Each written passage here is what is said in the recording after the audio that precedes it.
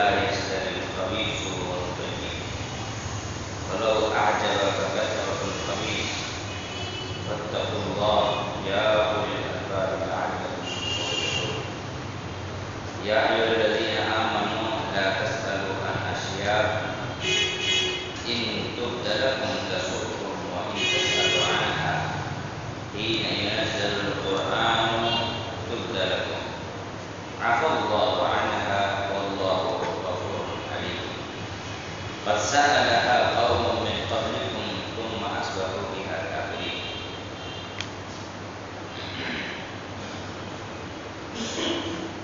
اس سے قبل کی آیتوں میں اس بات کا ذکر گزرا کہ اللہ رب العالمین نے خانہ کعبہ کو حرمتوں والا بنایا ہے، عزت و احترام کی قابل ہے۔ اسی طرح حرمتوں والا بنیا حفاظت الحجہ اور محرم، اسی طرح سے رجب کا بنیا یہ حرمتوں والا بنیا، وہ جانور جس کو قربانی کے لیے مختص کر دیا گیا ہو، انہیں بھی اللہ رب العالمین نے حرمتوں والا قرار دیا۔ ذلك لتعلموا ان اللہ يعلم ما في السماوات وما في الارض، تاکہ تم جان لو کہ جو کچھ زمین و آسمان میں ہے سب اللہ رب العالمین کے علم ہے۔ وان اللہ بكل شيء علیم، اللہ رب العالمین تمام چیزوں کی خبر رکھتا ہے۔ اعلموا جان لو ان اللہ شدید العقاب، اللہ تعالیٰ سخت سزا دینے والا ہے۔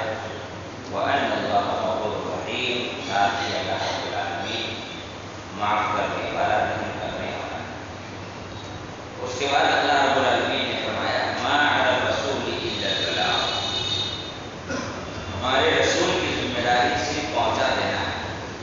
واللہ یعلم ما تبدون وما تکتمون، اور اللہ رب العالمین اچھی طرح جانتا ہے تم کیا ظاہر کرتے ہو اور کیا چھپاتے ہو۔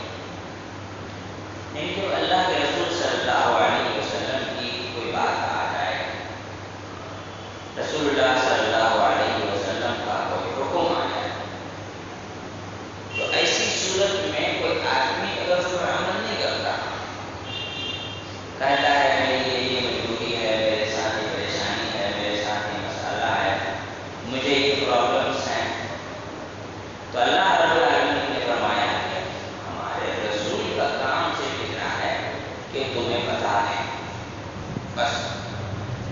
اگر تم عمل نہیں کرتے ہو، تم کتنے مجبور ہو، اور تم جو بتا رہے ہو اس میں تم کتنا جھوٹ سچ ملا رہے ہو، مکاری کر رہے ہو یا واقعی میں تم مجبور ہو، یہ اللہ جانتا ہے، یہ اللہ رب العالمین کا علم ہے۔ اللہ کے رسول صلی اللہ علیہ وسلم کی تعلیمات اللہ رب العالمین نے مجھ کو اتنی اہمیت دی ہے کہ اللہ تعالیٰ نے فرمایا فَلْيَحْذَرِ الَّذِينَ يُخَالِفُونَ عَنْ أَمْرِهِ أَن تُصِيبَهُمْ فِتْنَةٌ أَوْ يُصِيبَهُمْ عَذَابٌ أَلِيمٌ، ان لوگوں کو ڈرنا چاہیے، خوف کھانا چاہیے جو لوگ ہمارے رسول کے حکم کی مخالفت کرتے ہیں، ان تصیبہم فتنہ، کہ وہ کسی فتنے میں مبتلا ہو جائیں، آزمائش میں مبتلا کر دیے جائیں، او یصیبہم عذاب علیم، یا انہیں کوئی تکلیف دینے والے عذاب آ کر کے پکڑ لے۔ ایک نارمل سی بات ہے، ہمارے یہاں جب ہم لوگ بڑی شدت سے بات کرتے ہیں کہ نماز میں پڑھیں ہونی چاہیے، زور سے آمین کرنی ہی چاہیے، کرنا ہی پڑے گا، تو ایک سوال آتا ہے کہ کیا بنا پڑھنے کی نماز نہیں ہوگی؟ کیا کوئی آدمی جو آمین نہیں کہتا اس کی نماز نہیں ہوگی؟ یہ سوال آتا ہے۔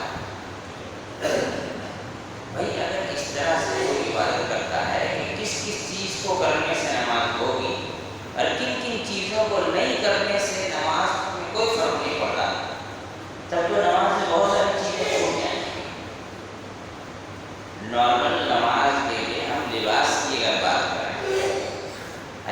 سوال وہ لوگ کرتے ہیں کہ نماز میں بہت ساری چیزیں ایسی جوڑ دیتے ہیں جو سمجھتے ہیں کہ اس کے بنا تو نماز پڑھنا ہی نہیں چاہیے. ہمارے یہاں جو لوگ کہتے ہیں نا کہ آپ کہتے ہیں کہ نماز نہیں ہوگی، وہ جب کسی کو بنا ٹوپی کی نماز پڑھتے دیکھتے ہیں تو ان کا خون کھول جاتا ہے. تب تو بنا ٹوپی کی نماز پڑھا حیا شرم نہیں ہے. ہاں نبی سے محبت نہیں ہے، اسی لیے تو سب ننگے سے نماز پڑھ رہا ہے. بھائی ٹوپی ایڈیشنل چیز ہے، وہ نہیں ہے تجھے غصہ ہے. رفع الیدین نماز کے اندر کا حصہ ہے، اس کے چھوٹ جانے پر پوچھتا ہے کیا نماز نہیں ہوگی. بات یہ ہے کوئی آدمی اگر ہاف ہاتھ کا ٹی شرٹ پہن لے نا، 3/4 پہن لے، اس سے بھی نماز ہو جائے گی. گھٹنا رکھنا چاہیے، کانا رکھنا نہیں. تب سے بھی پہن کے پڑھائیں ہم نماز پڑھو گے دیکھیں کتنے آدمی پڑھتے ہیں. تب تو بھاگے بھاگے تو بھگا دیکھو تو وہی وجہ سے نکل جاؤ گے. اس کے بنا نماز نہیں ہوگی. اسے کہتے ہیں دلیل خطاب. جو شیطان کیا کرتا تھا، اللہ نے کہا ابلیس تمہیں کس چیز نے روکا اس کو سجدہ کرنے سے جس کو میں نے اپنے ہاتھ سے پیدا کیا. اذا خلقتنی من نار وخلقتہ من طین، مجھ کو آگ سے بنایا، اس کو مٹی سے بنایا. آگ اوپر ہو جاتی ہے، مٹی نیچے ہو جاتی ہے، میں سجدہ نہیں کر سکتا.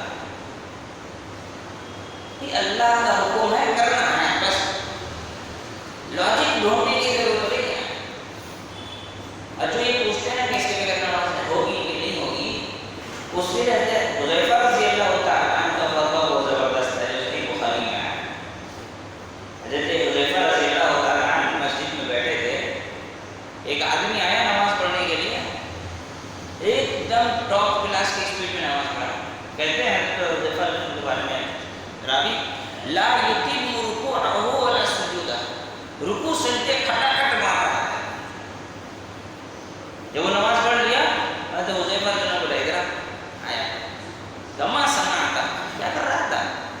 کوئی دکھ رہا تھا نا نماز پڑھ رہے تھے، لیکن تعجب حضرت حذیفہ رضی اللہ عنہ اتنی اسپیڈ میں نماز پڑھا کیسے؟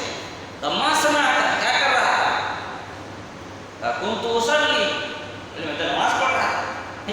نماز پڑھ رہا تھا ویسے احسبہ، مجھے تو لگتا ہے نماز ہی پڑھ رہا تھا. شک ہو گیا. تو حذیفہ نے کہا کہ تو جا دوبارہ نماز پڑھ لے، تیری نماز نہیں. کوئی بات نہیں کہا، صرف ایک چھوٹا سا جملہ کہا تو حذیفہ رضی اللہ عنہ نے ان مت ما مت علی سنت النبی صلی اللہ علیہ وسلم، تو ایسی مر گیا تو نبی کے راستے پہ تجھے موت نہیں آنے والی. پھر رکوع بھی کیا، سجدہ بھی کیا، سب کچھ کیا، خالی اسپیڈ تھوڑی زیادہ تھی. کیا میری نماز نہیں ہوئی؟ مجھے نماز دہرانا چاہیے. کوئی سوال نہیں، کوئی جواب نہیں. ان مت ما مت علی سنت النبی صلی اللہ علیہ وسلم، تو نے نبی کا طریقہ چھوڑ کر کے نماز پڑھا نا، تجھے نبی کے طریقے موت تو نہیں آنے والی ہے. تو حذیفہ رضی اللہ عنہ کے دلیل ہے. ہم یہ کہتے ہیں کہ یہ رفع دین کے بنا نماز ہوگی نہیں ہوگی، یہ سوال ہم نہیں جواب دیں گے اس کا. ہم یہ کہنا چاہتے ہیں کہ کیا یہ معلوم ہو جانے کے بعد کہ رسول اللہ صلی اللہ علیہ وسلم کی حدیث ہے، 200 سے زیادہ صحابہ اکرام سے، ایک دو نہیں، 200 سے زیادہ صحابہ اکرام سے نماز میں رفع الیدین کی حدیثیں اور عمل ثابت ہیں، اس کے باوجود اس پر عمل نہیں کرنا اور اس سے آگے بڑھ کر لوگوں کو روکنا نبی کی مخالفت نہیں ہے. کوئی نہیں کرتا ہے تو ہم کو اس سے زیادہ تکلیف نہیں ہے. جو روکتا ہے ایسا مت کرو، منسوخ ہو گئی ہے، ایسا ہوگا ویسا ہوگا، یہ جو نوٹنکی کرتے ہیں نا، بدتمیزی کرتے ہیں، رسول اللہ صلی اللہ علیہ وسلم کے صحابہ کے سامنے گستاخی کرتے ہیں، ان سے تکلیف ہے. کیا یہ نبی کی مخالفت نہیں ہے؟ مخالفت اگر یہ نہیں تو مخالفت پھر کیا ہے؟ یہ مخالفت ہے. اور اللہ کے رسول صلی اللہ علیہ وسلم کی مخالفت پر اللہ نے کیا کہا؟ فَلْيَحْذَرِ الَّذِينَ يُخَالِفُونَ عَنْ أَمْرِهِ، تم سینہ تان کے کرو مخالفت. اللہ کا فیصلہ ہے کہ تمہیں ڈرنا چاہیے کہ کہیں تم کسی مصیبت میں یا کسی عذاب میں مبتلا نہ کر دیے جاؤ. کسی مصیبت میں یا کسی عذاب میں مبتلا نہ کر دیے جاؤ. اور رہی بات نماز ہوگی ان کے پیچھے کے لیے بھی یہ ایک نیا سوال، پتہ نہیں کہ لوگوں کو لگتا ہے کہ ہوگی کہ نہیں ہوگی۔ حضرت عبداللہ بن عمر رضی اللہ عنہ اپنی عمر کے آخر میں نابینا ہو گئے تھے، ان کے ساتھ ایک لڑکا ہوا کرتا تھا ان کے ہاتھ پکڑ کے کہیں جانے کے لیے۔ سنن ابی داؤد کی حدیث ہے اور مقبول ترین حدیث ہے، حسن درجے کی حدیث ہے۔ ایک مسجد میں گئے، امام ابو داؤد رحمۃ اللہ علیہ نے باب قائم کیا ہے، باب التصویب فی الصلاۃ۔ تو مؤذن نے اذان دی، اذان دینے کے بعد کھڑے ہو کر لوگوں کو نماز کے لیے بلانے لگے، چلو چلو نماز پڑھنے چلو، نماز پڑھنے چلو۔ اذان دینے کے بعد لوگوں کو الگ سے نماز کے لیے بلانے لگے۔ اب سوچئے نماز کے لیے بلانا ایک غلط بات ہے، لیکن اذان تو نماز کو بلانے کے لیے ہے، نماز کے لیے بلانے کے لیے اذان حی علی الصلاۃ حی علی الفلاح بلا لیے۔ الگ سے مسجد کے گیٹ پہ کوئی کھڑے ہو جائے یا کہیں کھڑے ہو کر کے یہ اذان دینے کے بعد جلدی نماز پڑھنے آئیے، 10 منٹ باقی رہ گیا، جماعت کھڑی ہوئی ہے، 5 منٹ رہ گیا ہے۔ حضرت عبداللہ بن عمر رضی اللہ تعالیٰ عنہ کے ساتھ جو لڑکا تھا ان سے کہا مجھے اس مسجد سے لے کے چلو، میں یہاں نہیں رکنے والا ہوں، یہ لوگ بدعتی ہیں۔ جبکہ اذان ہو جانے کے بعد مسجد سے نکلنا کتنا بڑا گناہ جانتے ہیں؟ صحیح بخاری کی روایت ہے، حضرت عبداللہ حضرت ابو ہریرہ رضی اللہ تعالیٰ عنہ نے ایک آدمی کو دیکھا اذان کا مسجد سے نکل کے جانے لگا، تو ان کو گھور کے دیکھیں گے حضرت ابو ہریرہ رضی اللہ عنہ جب چلا گیا تو کہا کہ شیطان چلا گیا۔ اذان کے بعد مسجد سے نکلنا کتنا خطرناک معاملہ ہے، لیکن حضرت عبداللہ بن عمر رضی اللہ عنہ نے دیکھا ایک آدمی کو مسجد میں اذان دینے کے بعد الگ سے لوگوں کو نماز کے لیے بلانے لگا، تو اس مسجد میں رکے ہی نہیں، نماز پڑھنا تو چھوڑ دیجیے، یہ بھی نہیں کہ اکیلے پڑھ کے نکل گئے، اس مسجد میں رکو ہی نہیں، کہا مجھے لے چلو، مجھے نہیں رکنا ہے، آگے لوگ بدعت کر رہے ہیں۔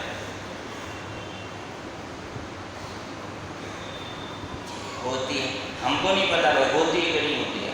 حضرت عبداللہ بن عمر نہیں پڑھے، ہم بھی نہیں پڑھ رہے ہیں، بات ہو کیا پڑھیے جواب آپ دیجیے گا اللہ تعالیٰ کو، ہم تھوڑی آپ کے قبر میں جا کے جواب دیں گے، نہ آپ کا حساب قیامت کے دن ہم نے کیا، ہمیں تو حضرت عبداللہ بن عمر رضی اللہ عنہ کا معاملہ سامنے ہے، ہمارے سامنے بالکل واضح ہے، کلیئر ہے، صحابی کا عمل ہے، حجت ہے ہمارے لیے، وہ نہیں پڑھے ہم بھی نہیں پڑھتے، بات ختم۔ آپ پڑھیے شوق سے، ہم تھوڑی منع کرنے دے رہے ہیں، پڑھیے، حلوے پراٹھے سب کھائیے کھلائیے، کیا فرق پڑتا ہے؟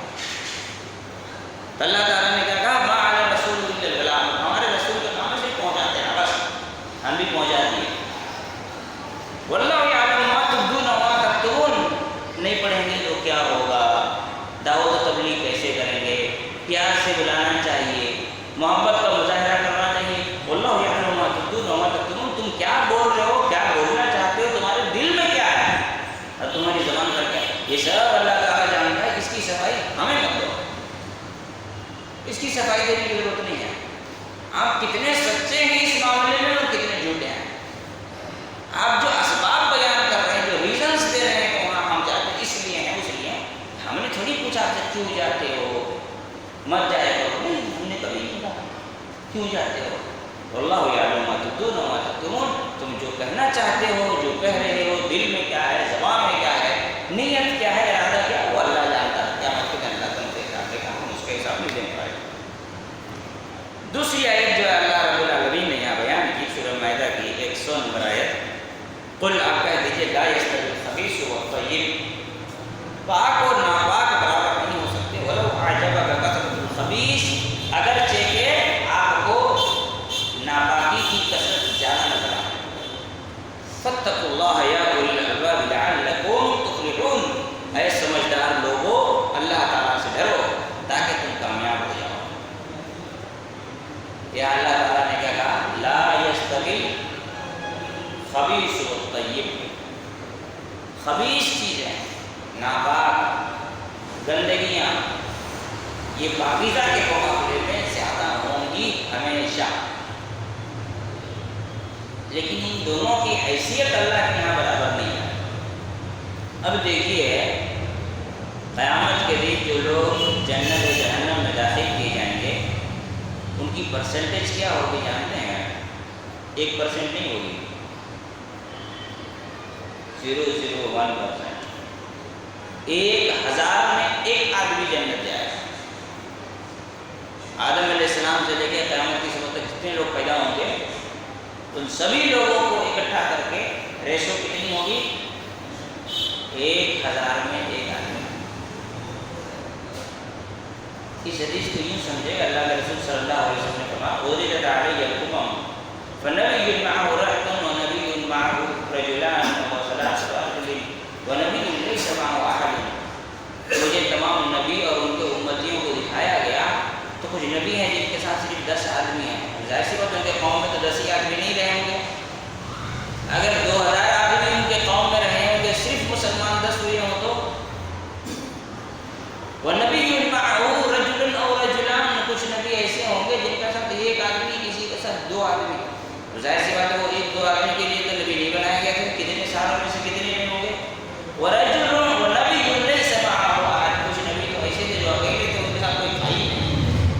اب وہ جنگل اور بیابان میں جو آئے نہیں تھے، جہاں آئے تھے وہاں ہزاروں لوگ رہے ہوں گے لیکن کوئی ایمان نہیں لایا۔ اسی لیے اس حدیث کو اس سے سمجھیں گے تو بات سمجھ میں آ جائے گی کہ ریشو اتنی کم زیادہ نہیں ہوگی، توازن اتنا زیادہ بگڑا کیوں ہوگا کہ 1000 میں 1 آدمی مسلمان، 1 آدمی جنت میں جائے گا، باقی سب جہنم میں داخل کر دیے جائیں گے۔ بعض محدثین نے اس کی تشریح یہ بھی کہا ہے کہ اول وہلہ کی بات ہو رہی ہے کہ فرسٹ ٹائم میں جو جنت میں جائیں گے، جو جہنم میں نہیں جائیں گے سیدھے جنت میں جائیں گے، ان کی ریشو یہ ہوگی۔ پھر جہنم سے بہت سارے لوگ نکالے جائیں گے اور نکال کر جنت میں داخل کیے جائیں گے، وہ تو بات الگ ہے۔ بعض محدثین نے یہ بھی تشریح بیان کیا تو اللہ تعالیٰ نے فرمایا لا یستوی الخبیث والطیب، خبیث یعنی گندگی، ناپاکی، برائی اور نیکی برابر نہیں ہو سکتے ہیں۔ دوسری بات کیا کہا گیا؟ وَلَوْ أَعْجَبَكَ كَثْرَةُ الْخَبِيثِ، اگرچہ آپ کو گندگی، برائی، خبیث یہ زیادہ کثرت میں نظر آ جائے اور ہو سکتا ہے کبھی کبھی آپ کو وہ اچھی بھی لگنے لگے، ہے نا؟ یوں سمجھیے اس چیز کو، اتنے سارے لوگ، یہ سوال آتا اکثر، نہیں جی ایسا نہیں کرنا چاہیے، اتنے سارے لوگ ایسا کر رہے ہیں تو اللہ نے کہا اتنے سارے لوگ ہی ویسا کریں گے، مٹھی بھر لوگ ایسا نہیں کریں گے، اتنے سارے جو ہوں گے نا وہی غلط کام کریں گے، کثرت جو ہوگی وہ خرابی کی ہوگی۔ اس سے پہلے ایک مرتبہ میں نے خطبے میں اس کا ذکر بھی کیا تھا، مسلمانان ہند ماضی حال مستقبل مسلمانوں کو تقریر کی کہ ہمیشہ اچھائی اقلیت میں رہی ہے۔ جنگ بدر دیکھ لو، جنگ احد دیکھ لو، جنگ خندق دیکھ لو، جنگ موتا دیکھ لو، ہے نا؟ ہندوستان میں جب اسلام لے کر کے آئے تھے صحابہ اکرام، اس زمانے میں ہندوستان کی آبادی اور آنے والے صحابہ کی تعداد دیکھ لو تو اچھائی ہمیشہ کم ہوگی، برائیاں ہمیشہ زیادہ ہوں گی۔ اگر اچھائی برائی پر غالب آ جائے، برائی کم ہو جائے اور اچھائی زیادہ ہو جائے، امتحان پھر کس چیز کا ہے نا؟ زیادہ تر لوگ اچھے ہیں، کچھ ہی لوگ برے ہیں، برائی چھپ گئی، اچھائی کیا ہو گئی؟ غالب آ گئی، تو پھر امتحان کس چیز کا؟ امتحان تو یہی ہے کہ برائی زیادہ ہے، اس سے بچ بچا کر خود کو نکالنا، یہی اللہ رب العالمین کی طرف سے ہمارے لیے امتحان ہے۔ اللہ کے رسول صلی اللہ علیہ وسلم نے فرمایا نا سبعۃ یظلهم اللہ فی ظلہ یوم لا ظل الا ظلہ قوم عادل وشاب نشأ فی عبادۃ اللہ۔ قیامت کے دن جب اللہ کے سائے کے علاوہ کوئی سایہ نہ ہوگا، اللہ تعالیٰ جن 7 اچھے اعمال کرنے والوں کو اپنا سایہ عطا کرے گا، اس میں سے ایک وہ ہوگا وہ نوجوان، وہ جوان جو جوانی میں اللہ کی عبادت کیا۔ امتحان تو وہی کا ہے نا، آدمی بوڑھا ہو گیا ہے، بزرگ ہو گیا ہے، کوئی کام دھندہ نہیں رہا، ہے نا؟ اپنے بزرگ اور بڑھاپے کے دوست لوگ ختم ہو گئے ہیں، تب چکلس کرنے کے لیے کوئی رہا نہیں ہے، تو کیا کرے گا کہ مسجد میں بیٹھ گیا؟ یہ کوئی برائی نہیں ہے، مسجد میں بیٹھ کے کم سے کم اس وقت تو سدھرا کم سے کم۔ اللہ نے کسی کو اس حال میں اگر مسجد میں پہنچایا تو اس کا مطلب اللہ کا بہت بڑا رحم ہے کہ زندگی میں جو تو خرابی کیا ہے اب موقع ہے تو سدھر جائے، توبہ و استغفار کر لے۔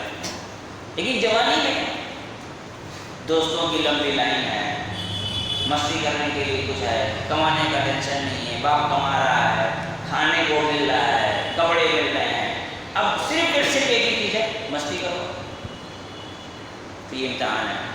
ایسے موقع میں جو اللہ تعالیٰ کی عبادت کرے گا، اللہ تعالیٰ اس کو قیامت کے دن سایہ عطا کرے گا۔ آدمی دیکھے گا میرے کلاس کے دوست آج کتنا پیسہ کما رہے ہیں، میں کما ہی نہیں پا رہا ہوں، وہ لوگ مالدار ہو گئے ہیں، میں سائیکل خریدنے کی میری حیثیت نہیں ہے، وہ 4 چکا میں گھوم رہے ہیں، ہالیڈیز پہ وہ لوگ امریکہ، لندن، برطانیہ پتہ نہیں کہاں کہاں گھومنے جا رہے ہیں۔ کبھی سوچنے کو جا کے ہوٹل میں جا کے کھانا کھاؤں تو سوچنا پڑتا ہے کہ کھاؤں گا تو پیسہ خرچہ ہو جائے گا، کہاں سے لاؤں گا اتنا پیسہ، اتنا سارا ڈفرینس۔ اس کے باوجود وہ دین پر اڑا ہوا ہے، باقی چیزوں کو چھوڑ رہا ہے، یہی امتحان ہے۔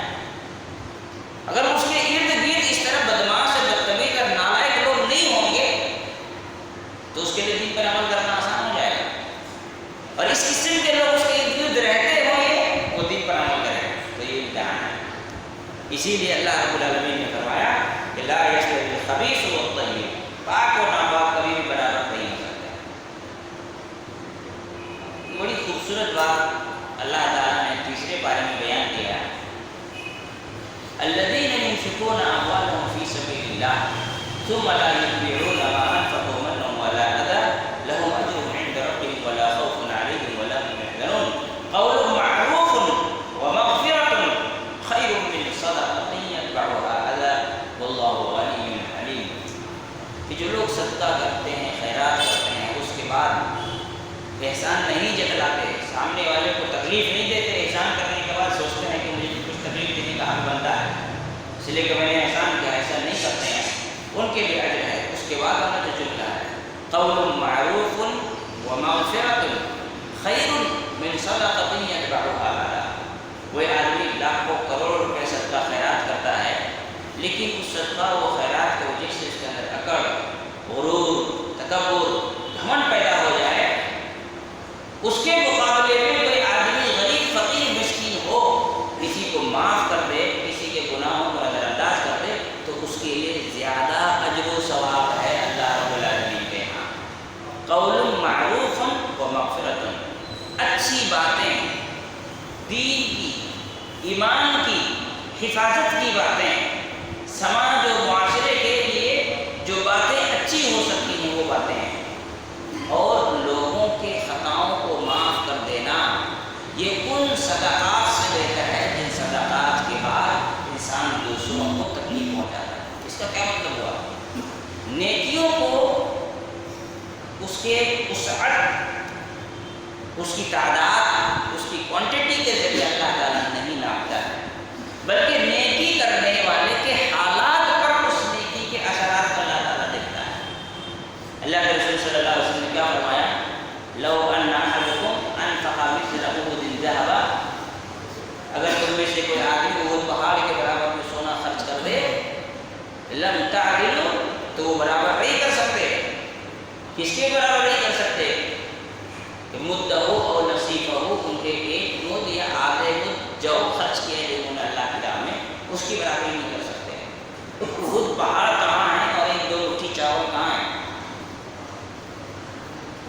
اللہ رب العالمین تعداد نہیں دیکھے گا، کیا دیکھے گا؟ کس پس منظر میں، کس حالت میں، اور کتنی مصیبت و تکلیف کے مناسب وقت میں ان لوگوں نے ایک مٹھی جو خرچ کیا ہے، اور یہ کس وقت ایک احد پہاڑ کے برابر سونا خرچ کر رہا ہے، دونوں میں فرق ہے۔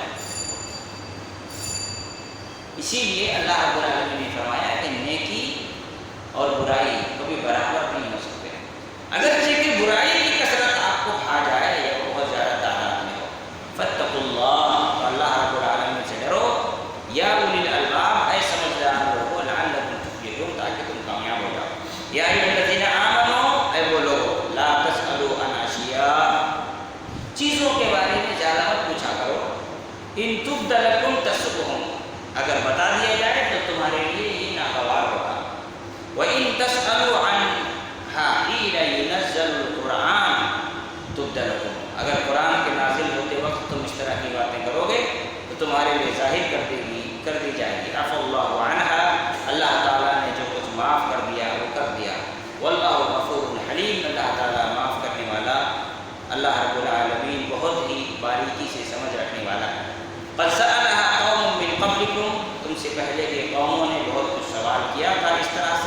ثم اصبحوا بها کافرین، اور آخر میں وہ اس سے انکار کرنے والے ہو گئے۔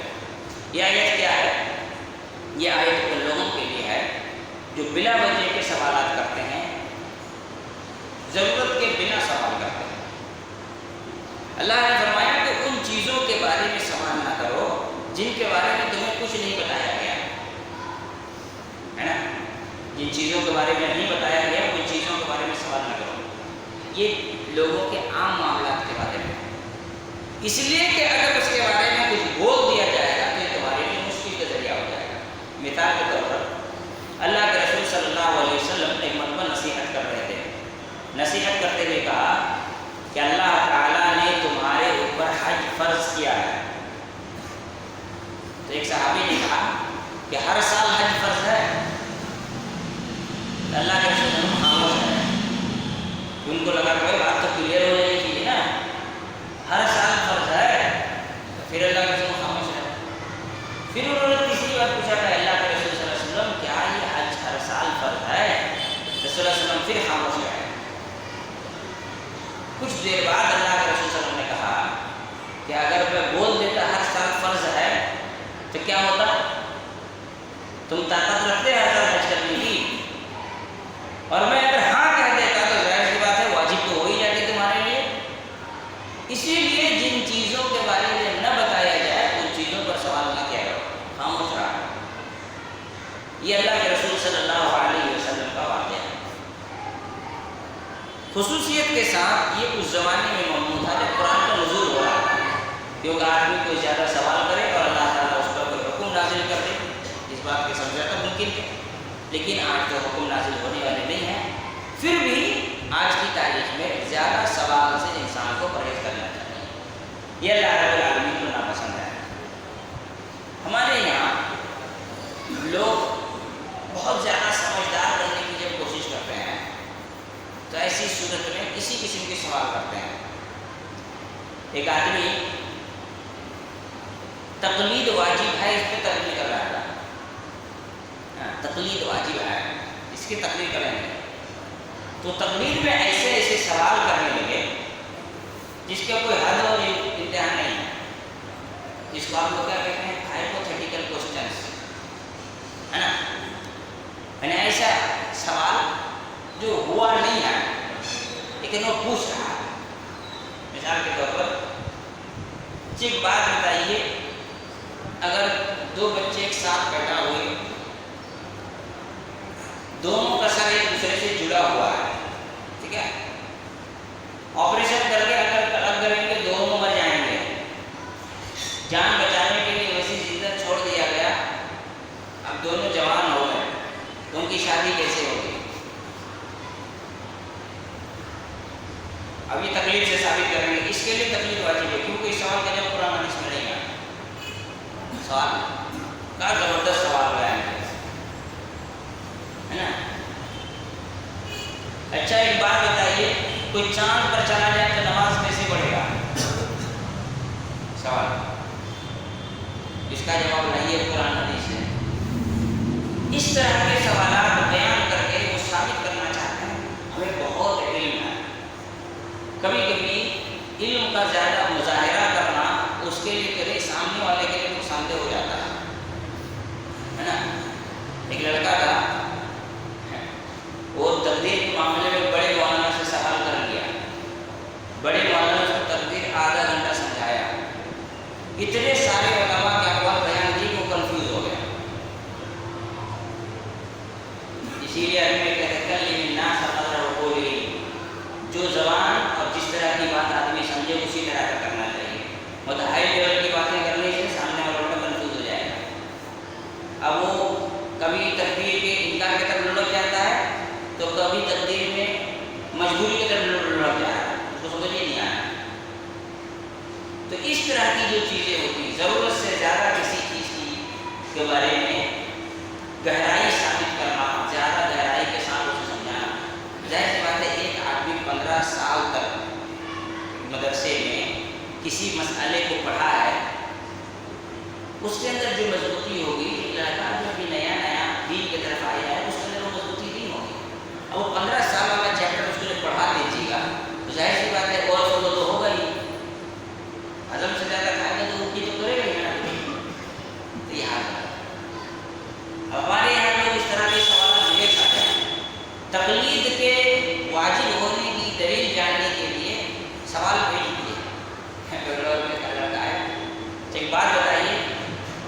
اسپم پاک ہے کہ ناپاک ہے؟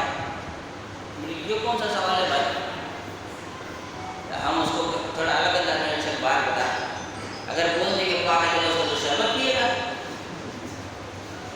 تو پوچھنے کا مطلب کیا ہے پاک ہے کہ ناپاک ہے؟ نہیں اسپم نکل گیا تو نہا لے، حدیث میں آگے بات ختم کر، پاک ہے کہ ناپاک ہے؟ اس میں باقاعدہ ماضی میں حنفیوں اور شافعیوں کے بیچ مناظرہ اور ڈیبیٹ ہوا، قتل تک لوگ پہنچے، قتل کرنے کے لیے نوبت آ گئی لوگوں کی۔ اب وہ یہ ثابت کرنا چاہتے ہیں کہ تقلید واجب ہے، کیونکہ اس کا جواب قرآن حدیث میں ہے ہی نہیں، اللہ نے کہیں بتایا نہیں۔ میں بڑا مطلب جب بتا کر میں بول دوں پاک ہے تو اس کی شربت پیے گا، کیا بات کر رہے ہیں؟ میں پوچھا کیوں دوں؟ اور اگر میں بول دوں کہ نہیں وہ ناپاک ہے تو بنا تو اسی سے ہے، اب کھرچ کے نکال پورا بدن کی چمڑی نکال کر پھینک دے۔ یہ سوال اس لیے آیا کہ جا کے پوچھو، وہابی مولوی اگر بول دے پاک ہے، بولے کہ تو یہ سب ناپاک آدمی گھوم رہا ہے، یہ لوگ نہاتا نہیں ہوگا، پاک ہے تو نہایا کیوں؟ اور بول دے کہ ناپاک ہے تو بولے کہ تو یہ ناپاک پہلے سے پیدا ہوا ہے، جو مولوی ناپاک پانی سے پیدا ہو وہ کیا قرآن حدیث سکھائے گا؟ یعنی چیز بھی ان کی ہے، پٹ بھی ان کی ہے۔ اسی لیے میں نے اسے کہا تو ضرور پینا چاہتا ہے اس کا بول، اب بھاگا وہاں سے۔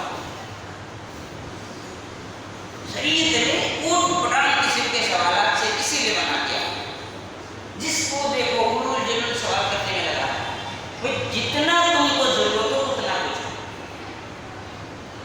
نہیں میرے ایک دوست کا سوال ہے اس کو بھیج، تو کیوں سوال کر رہا ہو اس کا؟ ہم تم کو جواب دیں گے، تم ایسے چیز بتاؤ گے نہیں، کچھ نہ کچھ آگے پیچھے کرو گے، گزارا کر جائے گا، بدنامی کس کی ہوگی؟ بولنے والی۔ اسی لیے اللہ رب العالمین نے فرمایا لا تسألوا عن اشیاء، بہت زیادہ سوال مت کیا کرو، ان تبد لکم تسؤکم، اگر اس کے بارے میں زیادہ ڈیٹیل اللہ کی طرف سے تمہارے سامنے آ جائے تو تم مصیبت میں آ جاؤ گے، تمہارے لیے یہ چیز ناگوار ہوگی۔ اور خاص کر کے قرآن جب نازل ہو رہا تھا تب پوچھنا تو اور بڑی مصیبت ہوتی تمہارے لیے۔ عفا اللہ عنہا، اللہ نے کیا کہا؟ جن چیزوں کے بارے میں اللہ نے نہیں بیان کیا، مطلب اللہ نے انہیں تم کو ان چیزوں کے بارے میں معاف کر دیا، ان چیزوں کے بارے میں جانکاری نہیں ہے تو اللہ نے ان چیزوں کے بارے میں تمہیں معاف کر دیا، تم سے اس بارے میں سوال نہیں ہوگا۔ واللہ غفور حلیم، اللہ تعالیٰ معاف کرنے والا، سمجھ رکھنے والا ہے۔ قد سألها قوم من قبلکم، اس سے پہلے بنی اسرائیل نے ان چیزوں کے بارے میں بہت تفصیل سے معلومات حاصل کی تھی، ثم اصبحوا بها کافرین، آخر میں وہ کافر ہو گئے تھے، کیونکہ زیادہ ڈیٹیل جان لینے کے بعد نتیجہ یہ نکلا کہ وہ شریعت سے متنفر ہو گئے۔ یہی وجہ ہے کہ اللہ کے رسول صلی اللہ علیہ وسلم نے دو صحابہ کو دیکھا بات کر رہے ہیں، پوچھا کس معاملے میں بات کر رہے ہو؟ کہا کہ ہم تقدیر پر ڈسکس کر رہے ہیں۔ اللہ کے رسول غصے میں آ گئے، اتنا غصے میں آئے کہ چہرہ لال ہو گیا، راوی حدیث کہتے ہیں اتنا لال ہوا جیسے کسی نے انار کا جوس رسول صلی اللہ علیہ وسلم کے چہرے پر ڈال دیا، انار کا رنگ کیسا ڈال ہوتا ہے ویسا رسول صلی اللہ علیہ وسلم کا چہرہ لال ہو گیا تھا۔ اس کے بعد کہا زیادہ تفصیل میں مت جایا کرو، تم جیسے لوگ اس سے پہلے تفصیل میں جانے کو جیسے گمراہی کے شکار ہو گئے، ہے نا؟